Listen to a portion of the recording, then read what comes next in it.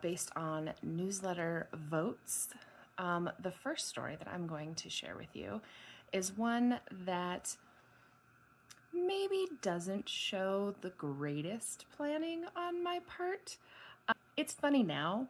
In the moment, it was pretty terrifying and I cried a lot. But now it's pretty funny. So this is going to be the story of my poor planning and how I ended up with 2 anniversaries to the same man. So it all started, it was the last day of my first year student teaching, and my husband, fiance at the time, surprised me and my maid of honor with a day at the spa, which was great. And I loved it. And I had just turned my grades in my first year teaching, which was a whole thing and it's on its own. And so I was really excited just to see him and be done with my first year teaching. And then also to be surprised and to spend some time with my bestest of friends that I've known since kindergarten. So kindergarten, first grade. The catch is my husband was supposed to go pick up our marriage license. Now, in retrospect, had he gone, we would have realized, oh, we both need to be there. Didn't really think that through. Was planning an entire wedding in 6 months on my own for the most part. So a lot on my plate and first year teaching. So there's that too. But the key was when he picked me up, he didn't get it. So we called. It's Memorial Day weekend, the Friday before a holiday, and no one's answering. We're like, we can get there maybe right as they close, but we wanted to make sure. So we decided, okay, this isn't going to work. So we call our pastor, who's going to be doing the ceremony, and we say, so we're not going out of town till Wednesday for our honeymoon, so we can go on Tuesday and actually get the license and do all of the signing then. But we don't have it for the actual ceremony. And that was when my world shattered for the first time of many times in the course of my many years of life. He said, I can't do the ceremony. It's a felony because we got married, because we were getting married in Arizona, and their laws require that you have a license because of their same-sex and bigamy laws. And so I was like, what? Say that again? You can't, what? No. You need to do the ceremony. What am I going to do? All these people are coming into town.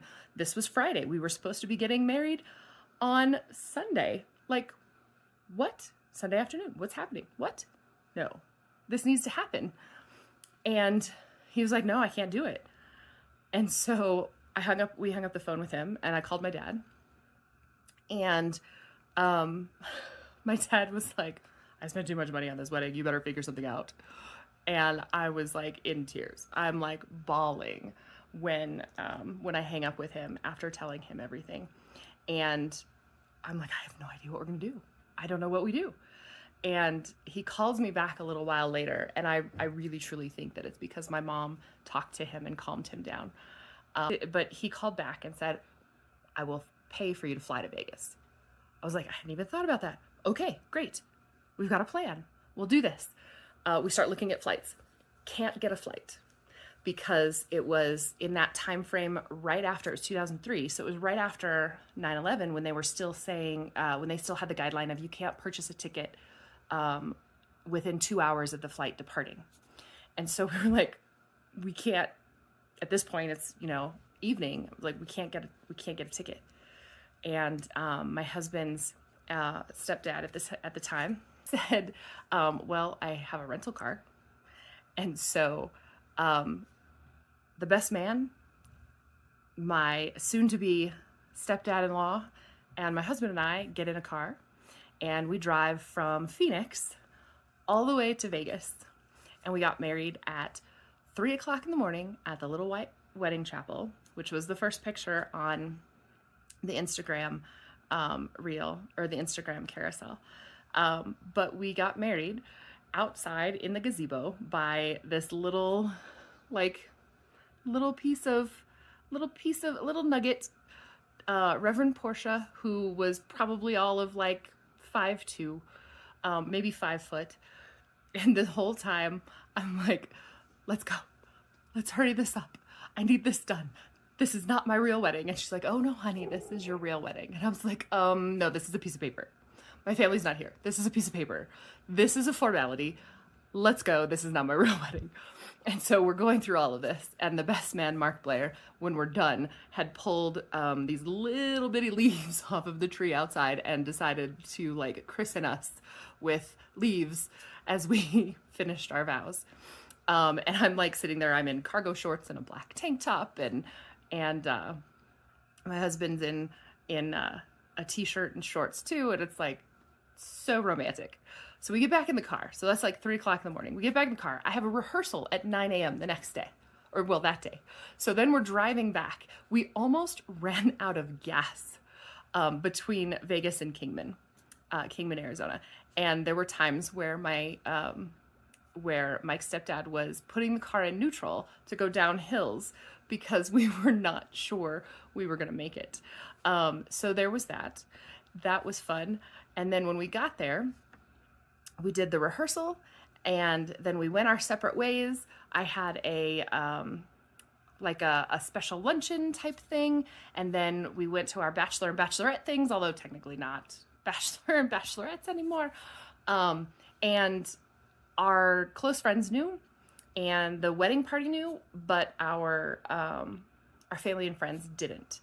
And so when we get to the actual ceremony, when the pastor said, I now present to you Mr. and Mrs. Anderson, they were like, wait, he messed it up. He did it wrong. He's supposed to say, by the power vested in me by the state of Arizona, I now present to you. But that's the kicker. Arizona didn't marry us. Nevada did.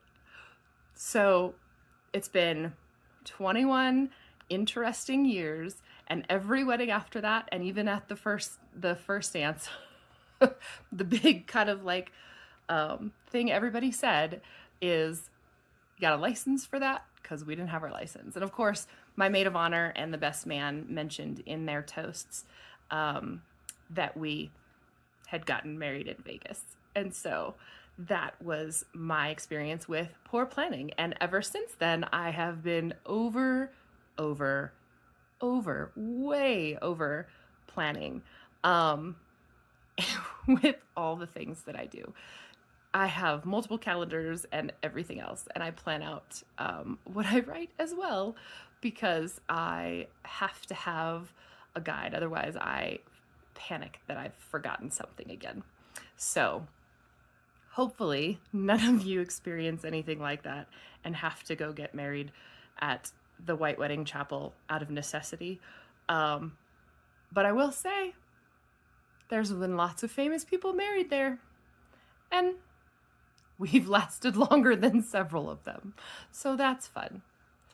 Well, I look forward to next week, where I share another story with you about just who I am and the craziness that is A.D. Euler.